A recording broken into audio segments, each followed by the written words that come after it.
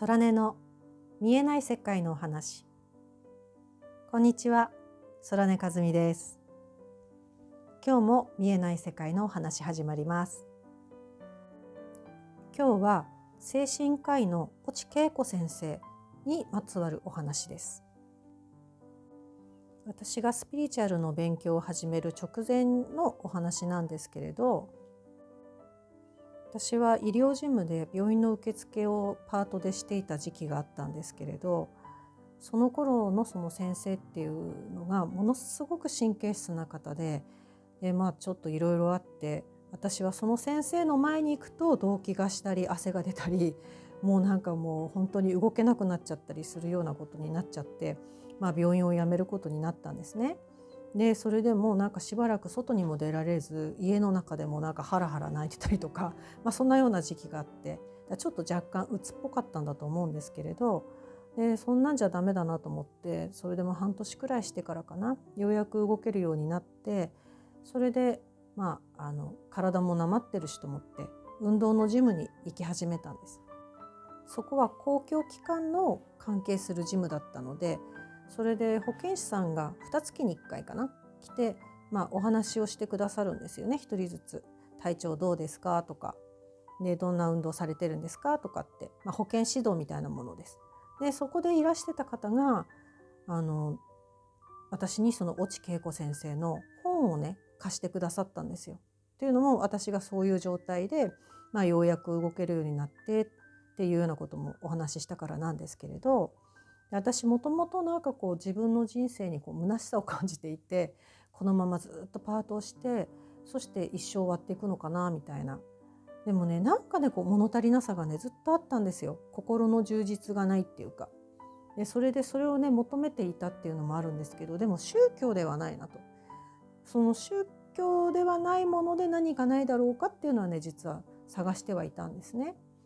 でそしたらその越智先生の本を貸してくださったんで、読んだ時に、これ私が求めてたものかもしれないって思えたんですよ。だから私のそのスピリチュアルへの道の本当のスタートは越智先生だったと思うんですね、入り口は。で越智先生って実際の精神科医でいらっしゃいますけど、現代医療をするわけではなくて、その後ろの方の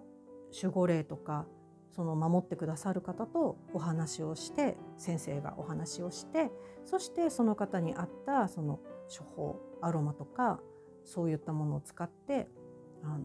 治療していくんですけれど、とってもね不思議な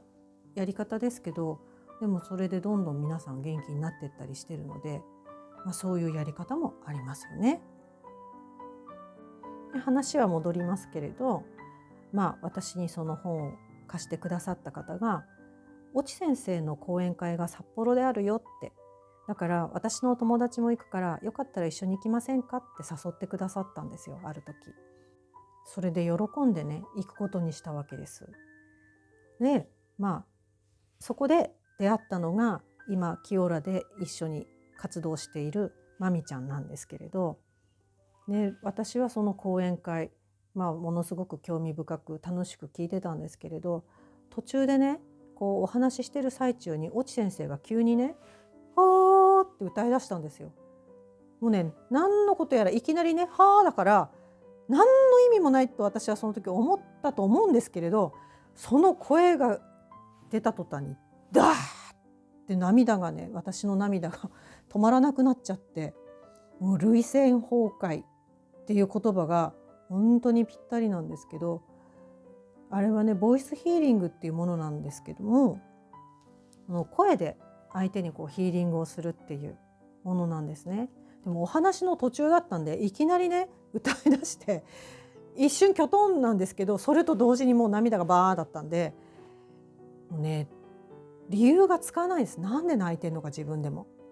でそれが講演会が終わったのが多分6時かそこらくらいだったと思うんですけども、その瞬間からずっと泣いてて止まらなくて、家に帰ったのが9時くらいだったと思うんですけれど、もうそれまでずっとね4時間くらい涙がね止まらないんですよ。もう助けてって思いながらもね止まらないから、本当に自分の意思ではないところの涙だと思うんですけれど、そんな経験をしました。で、講演会も終わってご飯を食べましょうってことになったので、3人でご飯を食べに行ったんですね。もうでもその間中ボワーですよ。まだ全然止まんないんですもん。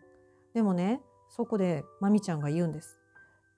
前にお会いしたことありますよねって。いや、会ってないと思いますって私は言うんですけど、いや絶対会ったことありますって言うんです。だからお互いにね、何年頃どこにいたとか、その何歳頃はどこどこに住んでいたとか、そんな話までしたんですけど、いるわけないですよね。だからね、やっぱりその目を見ればわかるっていう過去世のね話もそうですけど、その過去世で一緒だったことも何回かあるのも分かったので、やっぱりその過去世時代の私の目を覚えていて、彼女はそうやって絶対に会ったことがあるって言い張ったんだと思うんですよね。それでその時にまみちゃんが習いたてのペンデュラムをやってくれたりとか、あとはそのチャネリングやヒーリングを習ってるんだよっていう話を聞いて、私も以前ちょっと幽霊騒ぎがあって、自分で何とかしたいなって思うことがあったものですから、このまみちゃんが習ってるとこだったら大丈夫だなっていうふうに思って、同じところで勉強を始めました。だからこの出会いがなければ今の私はなかったと。紹介してくれた保健師さんにもまみちゃんにも感謝しています。それから私が鬱っぽくなったきっかけの先生なんですけれど、普通はね、その先生のせいで鬱っぽくなったとか、半年も仕事ができなかったとか、仕事をね辞めざるを得なかったっていうふうに思いがちだと思うんですけれど、結局その先生がいなかったら、その出来事がなかったら、私はスピリチュアルっていうものに出会わなかったし、もちろん越智先生を教えてくれた保健師さんにも出会わなかったし、その出来事は最悪だと思えるようなことだとは思うんですけれど、それがね、実は本当の道はこっちだよって教えてくれた出来事だと考えられないでしょうか。すべての出来事は最高最善につながるための道であり、次のステップに行くための必要な出来事だったっていうのが今ならわかるんですよ。だから今はその先生にも本当に感謝しています。ということで、もし対人関係で悩んでいたりとか、ひどい出来事で悩んでいるような方がいても、自分の本音を引き出すためにそれが起きているのではないかとか、軌道修正のために起きているのではないかとか、もしかしたら最高最善への道のプロセスなんだとしたら、と視点を変えてみたらどうでしょう。ということで、今日はこの辺で。